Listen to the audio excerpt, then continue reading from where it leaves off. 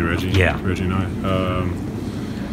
You know, we played together before, and I think he was kind of familiar with how I ran stuff with, you know, J.J. Redick and Jamal Crawford and those guys, and you know, those are kind of the guys he learned under. So, you know, we can kind of say stuff to each other that kind of goes back to those days, and I mean, but honestly, the credits to him. He's done an unbelievable job of. He can always shoot. I think the area that he's made the biggest improvement from like his rookie year and second year is he gets himself open. He does that by, you know, cutting back door, constantly moving, being physical, you know, just being smart. Will it help you guys to a certain extent to kind of play loose? I mean, obviously you have to play hard, but loose down the stretch with 16 or 17 games to go and 5 back. Obviously, making the playoffs is still a goal, but to not stare that down every day.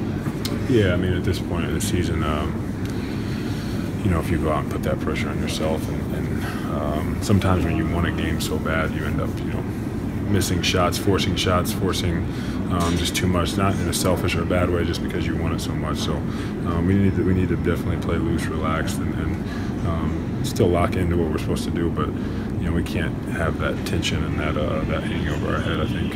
Your own shooting percentage much improved over the last 4 games. What do you attribute that to? Just being a little bit more decisive, I think. You know, I think early on, not early on, but somewhere in the middle, you know, after All-Star breakout, I think I was trying I was being too passive a little bit, you know, Stan and a lot of the coaches actually had a talk with me about just being more aggressive, looking at the basket first. I think that's what I've done. You've mentioned several times about how important it is to get healthy Reggie Jackson back. Yeah. What does a healthy Reggie add here?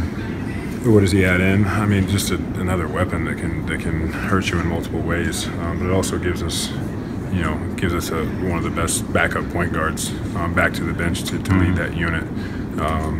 But you know, it gives us shooting. It gives us you know, a big guard that can switch, that can guard bigs, that can, you know, do all that, and ball handler, a playmaker. So he's definitely missed.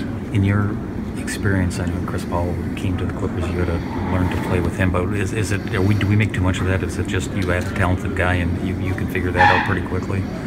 Yeah, I mean, it's going to take time. I'm not, you know, it's not just going to be at him back and everything's, you know, great. It's going to take a little bit of time. You know, for me, right. Having never really played with him. But you know, he's talented enough and he's a good basketball player. He knows how to make the right plays, and that's always easier to play with guys like that. Thanks. Thanks, guys.